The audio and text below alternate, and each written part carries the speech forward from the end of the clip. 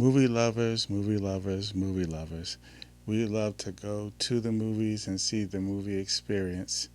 There's nothing like going to the theater, getting there on time, and you get a chance to see anywhere from 5 to 10 previews for upcoming movies or upcoming shows. If you don't want to see those, then you go to the concession stand. You take out a loan so you can get some popcorn, some uh, pretzel bits, junior mints if you're a junior mints person. I'm not. I'm not a big candy person when I go to movies. Now, so I sneak some Mike and Ike's in there, so you didn't hear me say that. Um, you get your soda, sit down, watch the movie you came to go see. And it used to be when the credits rolled, that's when you got up and you left. And you didn't think anything about it. The only so-called post-credit scene prior to that was that of Ferris Bueller's Day Off. When you had a chance to see Ferris at the end, come back out and say like, "Are you still here? Why are you still here? Go shoot, shoot, shoot." So the whole experience of coming to see a post-credit scene that was not relevant until we had the MCU. When they started with the first Iron Man movie, and at the end of the movie, then you see this post-credit scene, and you see Samuel Jackson, and who is he? Oh, he's Nick Fury. Oh my God! Oh my God! What are we about to get for all the comic book fans and all the fanatics that sitting back? That's Nick Fury. And he tells Tony that you're not the only superhero or superpower being in the universe. And I came to speak to you about the Avenger initiative. Oh my, now we're about to get, the Avengers. We hadn't seen them before. We've seen Superman, we've seen Batman, we've seen Spider-Man, we've seen the X-Men, we've seen Blade, we've seen the Fantastic Four, we've seen all these different configurations, in the movies, but we hadn't seen the Avengers. I mean, the Iron Man was the first in a phase one that we also got the Incredible Hulk, and there was a post credit scene after that, and then we got into what phase one taught us to do is to wait until after the credits because there was something that was going to speak to or tease something that was coming, whether it was at the end of Thor and we got a chance to see Loki come back and he wasn't dead at the end of that movie, and that set up the villain for the Avengers movie. That's what the post credit scenes were doing. They were setting us up for the next movie, the next thing they were about to get from the MCU. So now, our system of going to the movies, getting our grub, watching the movie, credits come on, and then the credits are rolling, and you see, the people that are names in the movie, all the people who worked on the movie. You get to see, the music and everything that was going, that was licensed, to the movie. Then you get to see all the locations that they do, and then all the special thanks. All that's rolling by, and it's just credits rolling. And then you sat through all that because now you have a reason because of a post-credit scene that you might get in an MCU movie. So they initiated, and then phase two, we got the mid-credit along with the post-credit. And so now we're really, into this whole thing about not leaving our seats when the movie's over because it's the MCU. But there's another thing the MCU gave us that most people don't really realize, is that it gave us the end credit sequence. And that sequence, was something that was either a story, animation, or music, like that was be played while the credits was rolling. So now it gave you even more incentive while you are waiting for this post credit scene. You got this end credit sequence that was, so elaborate, and so the MCU started that and gave us that. And so what this video is about, I'm about to give you my 10 versions of my 10 favorite end credit sequences in the MCU. Now, there's the MCU has over 30 movies. I think it's 37, 38 movies.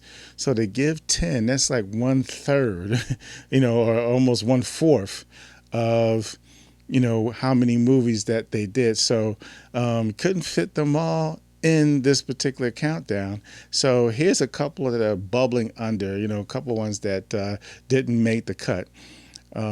First, let me give a little love to the Eternals movie, which I don't give a lot of love to because I didn't enjoy that particular film and what it was trying to accomplish with that. But that being said, the end credit scene, in sequence was very good, artistic, elaborate, as it began to show you how the Eternals, how they operated, and how it dealt with the space, aspects of it. So it was very, well done and elaborate of a post credit, both sequence. So the Eternals was good. It just didn't make the cut. Then I gotta give a lot of love to Carol Danvers, to both of her movies, the original Captain Marvel and the Marvels, movie. They were actually pretty good. I mean, the first, Captain Marvel movie, had a nice, song in it, and it showed, her elevation from Carol Danvers all the way to being Captain Marvel. So that was, pretty hot, pretty decent, pretty good. The second one, because it was more space based, they gave you, a lot of the elements that was in that movie, the dance, planet and all that. So it gave you a lot of those things in it. So the animation of that was pretty nice, but neither one of those made the list. Then, we had the most recent Fantastic Four movie, which had a nice in sequence where it was almost like a newsreel, almost newspapers, the way it was, going in and out, showing some of the story beats of the movie that wasn't in the movie. Maybe it showed you some of the villains that was supposed to maybe be in the movie, but they were at the end credits. They gave you all these different things. So it was a nice addendum, to the movie. And so it was worthwhile, mentioning because that didn't make the cut, and the last one that didn't make the cut that could have, in my estimation, was The Age of Ultron. And the reason why that didn't make the list is because it was really just, to me, a duplicate, idea of the original Avengers movie, post-credit, sequence. So even though it was nice and it had its, flavor to it, to me, I almost felt as if it was, a copy of the original Avengers movie. So I was like, okay, it's nice, but you're not going to make the list. So those are the ones that were kind of bubbling under, my top 10 lists, the Eternals, Captain Marvel, the Marvels, Fantastic Four, Age of Ultron. They didn't make the list, but here we go. We're about to get into the top 10 end credit sequences, in my estimation, in the MCU. Now, at number 10, we find ourselves with a character and a movie that is a favorite of mine. Me growing up being a big comic book head, my brother was the DC guy, I was the Marvel guy. And one of my favorite characters was Doctor Strange. And I thought that in the first movie they did a great job of, actualizing what was on the paper into the movie with the cape, and how that flowed and everything.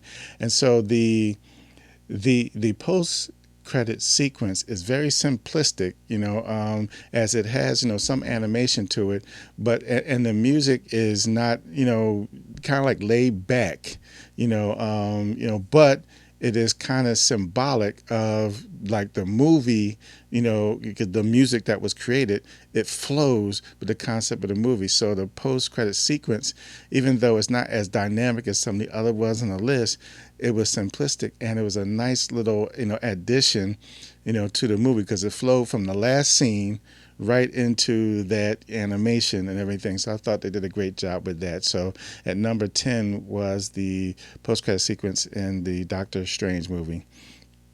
Coming in at number 9, in my estimation, was the first post-credit sequence that started this whole flavor.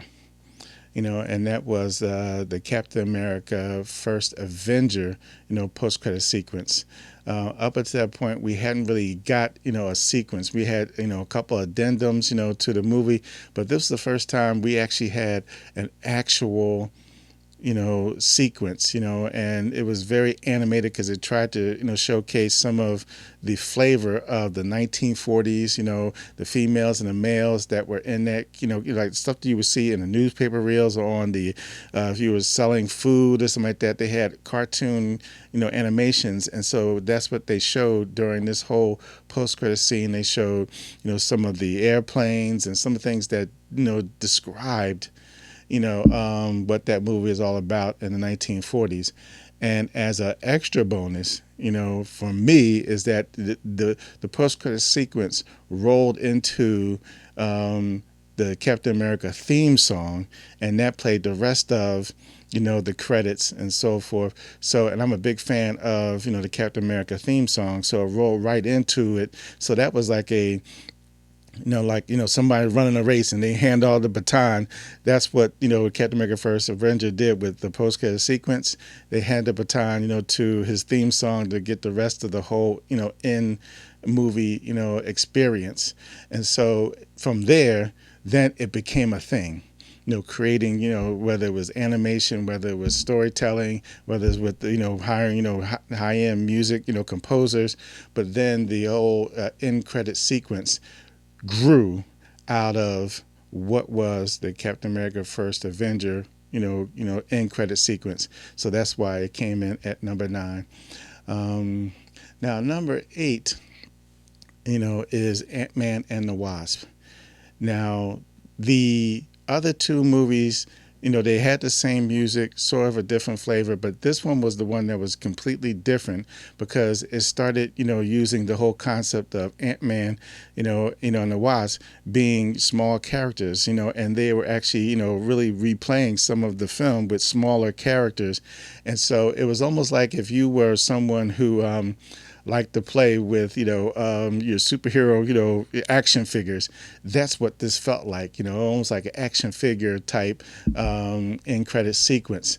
So it really worked, and it really accentuated, this particular movie because that was the last movie of, I believe, Phase 2, leading into excuse me, Phase 3, because at the end of Ant-Man and the Wasp was when they got wiped out and he was caught in the quantum realm.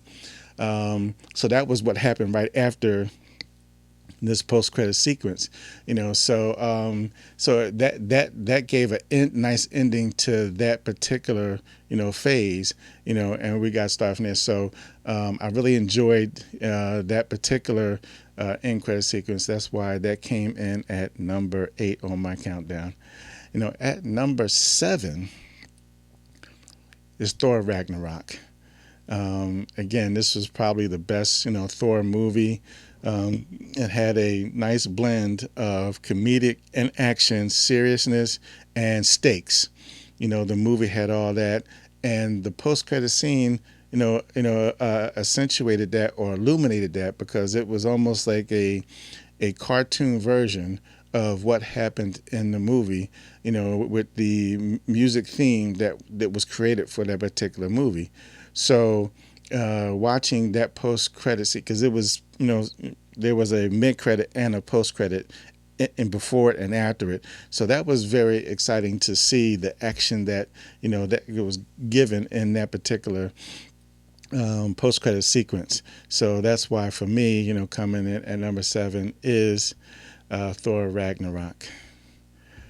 And now we get to number 6. And this was, I'm kind of cheating right here because I'm going to call number 6 the Spider-Man trilogy. When you think about, all of the movies that Spider-Man has done in the MCU, the post-credit, sequence has been very dynamic and very it was like a sketch, cartoonish type of flavor, with a boyish, feel that gave you the Peter Parker experience, a young, kid who comes into power. That's what you kind of got out of this particular post-credit sequence in all three of them. But I'm going to give the high nod to the third movie, No Way Home. No Way Home, had the music Magic Number by De La Soul. So I'm sitting there, I'm grooving. No, I'm De La Soul is one of my boys. That's my group. And so, that style animation that we haven't seen in anywhere else in the MCU, in that post-credit scenes in Spider-Man was just so, exciting and didactic, So I'm kind of cheating by saying that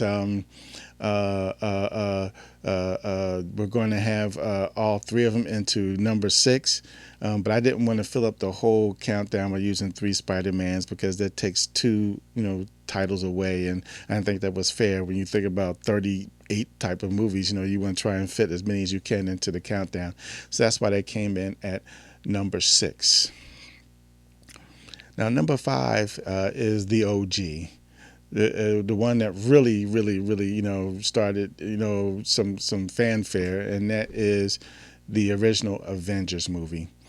And it gave the screen, the slow motion movement, going from different parts of what would, indicate the main 6, Avengers. So if it was Hawkeye, you saw, the bow and arrow. If it was Thor, you saw the hammer, you saw the shield. The way in which it rotated and moved, it told a story of the 6 original Avengers, in this post-credit scene sequence.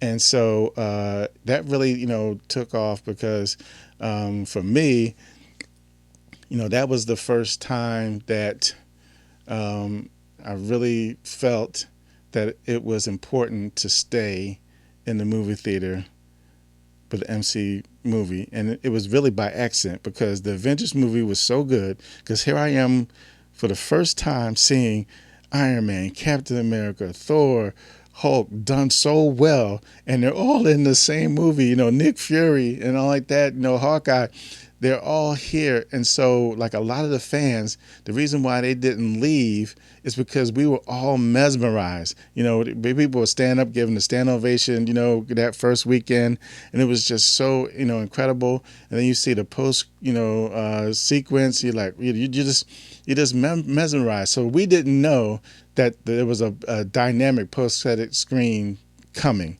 and then it fades the black, and then you see the scene introducing Thanos to us as MC lovers or superhero lovers, and I lost my mind, because Thanos is my favorite villain in all of MCU, history. No Green Goblin, and Harry Osborn, you could think of all of, the main, villains, Magneto, if you consider him a villain, like that and everything. But it was, Ultron, whatever it is. But Thanos was my guy, So when I saw that post-credit scene, I started shouting like I was watching a movie, and people was like, "What's wrong with you? Who's that?" And I'm sitting there giving a daggone explanation to customers, telling them who he is, And so that set up the whole, thing. I think after the Avengers movie, with that post-credit scene, that's what really started, fans of the MCU saying, "I'm not leaving until I know this thing is over." And it gave power not to the post-credit scene, but it also gave power to the post-credit sequence, which was the sequence while the actual credits were actually rolling. So that's why coming in number 5 is the Avengers. Now, number 4, in my estimation, may not be the most dynamic out of them all, but for me, it really spoke to me because it's one of my favorite movies in the MCU, and that's Captain America: Winter Soldier. Now, after the movie ended, this post-credit sequence, what was so beautiful about it is how it, began to, instead of just showing the name of the person who was in the movie, Chris Evans or Toby Jones, and like that. It actually did a little move animation wise to actually spin into that particular character to pop up on the screen. So, and it wasn't them; it was almost like a silhouette of the actual individual. So when you saw Captain America, it rotated to him, and then you saw Black Widow and one of her moves. You saw Bucky almost like he was running. Like I said, Toby Jones, you saw the computers to indicate him, and so they did all of that. Falcon, you saw him flying like that. It was all in a silhouette or a shadow. And the music was as haunting because it was a spy thriller. The music was just as haunting as the actual animation, and so it really worked for me, and so that's why in number 4 for me is the Captain America Winter Soldier post credit sequence. Now coming at number 3 for me is probably the only, actually not probably, it's the only movie for me post credit sequence on this list that isn't from phase 1, 2, or 3. This was actually from phase 4, and this is the post-credit sequence from the movie Shang-Chi and the Ten Rings. That post-credit sequence was lovely. It's beautiful. It had the music of Anderson .Paak, with a song called "Fire in the Sky." And what it did was, because in the movie there's a part of the movie where they use water to show a map, to the where Thailand was, and so in the post-credit scene they use water as a way to describe the whole movie and show you the characters. So it's almost like it's underwater, but it's telling a story, and so it's an aqua, beautiful aqua deliverance. If you, I don't know what to call it, but I mean, and then the movie. I mean, when I first heard the song, I didn't know who sang it. I mean, I was going on Google, YouTube, trying to figure out who sang the song like that, and I'm watching. Even though I love the movie and it's one of my favorite movies from post, in game, but here I am. I'm watching, the post credit scene over and over again because I'm loving the song and I'm loving, the look and the feel of, what they were, developing with that particular post credit sequence. And so the only, one on this list that is not in the first 3 phases, it comes in at number 3, which is Shang-Chi, post credit sequence. And now number 2 is what can be considered a cultural phenomenon when it debuted, which was the Black Panther movie.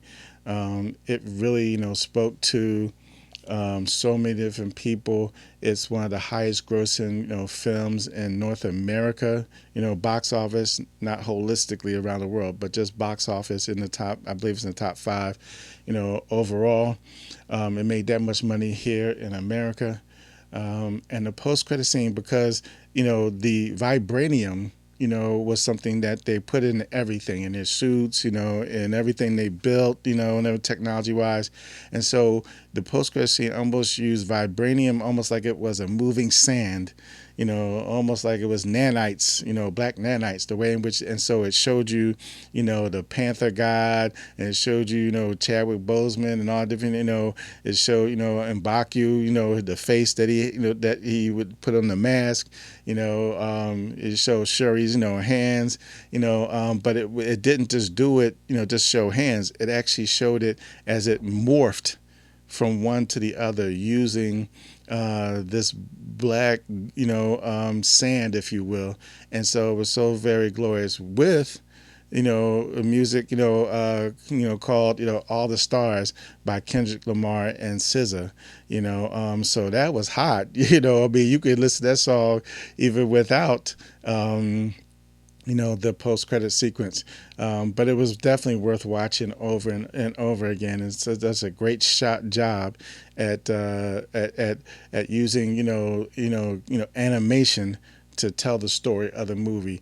And that's what Marvel has done so well with all the ones, on this list, and even the ones that did make the list. They just did a great job, with, telling the story that you just got finished watching, and it made it so that it was almost palatable for you to sit and wait for a post-credit scene, because you got a nice little treat with this post-credit sequence. So it just wasn't you sitting there watching credits roll or credits roll. I'm not leaving until the credits get finished roll. It gave you something else to experience, and that's what Marvel gave us, with the advent of the post-credit sequence that went along with the credits, in their movies, So, so now we find ourselves at the number one,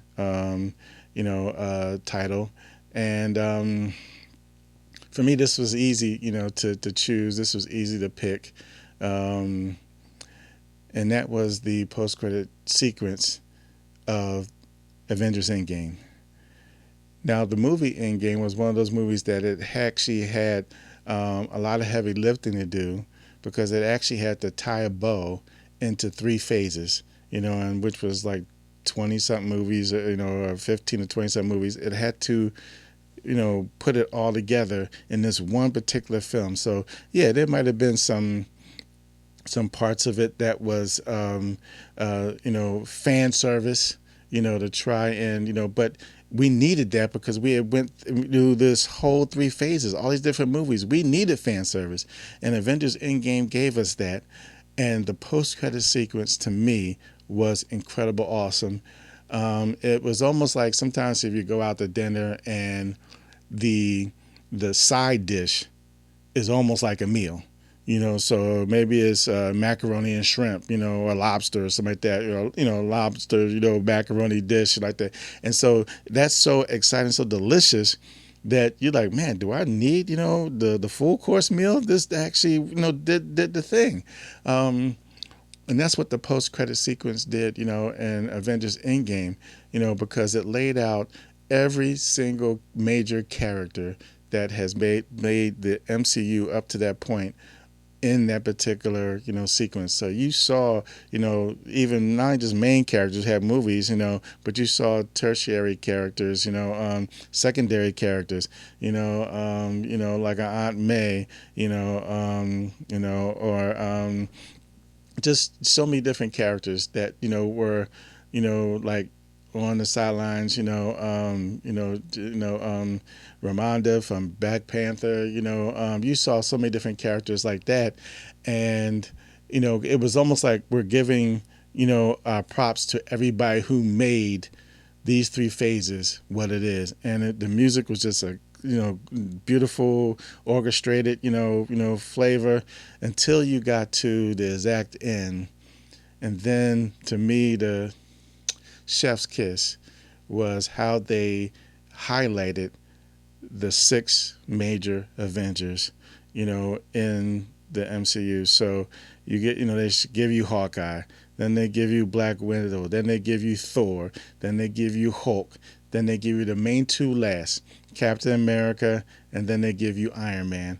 And the way they do it with, with the scenes of them major, in the MCU behind them, and the major character is flipping into the screen, and what's so beautiful, you see their physical signature pop up to see how it is, and it's almost like a thank you note from Disney and Marvel to all the people who made this thing work. That's what it felt like. And for me, I could watch that sequence over and over and over again. When I'm watching Endgame, which is a lot of times, on Disney Plus, to me, I can't leave until the last part where Iron Man, poof, and it ends, and you hear the clanging, I mean, then the movie to me is over.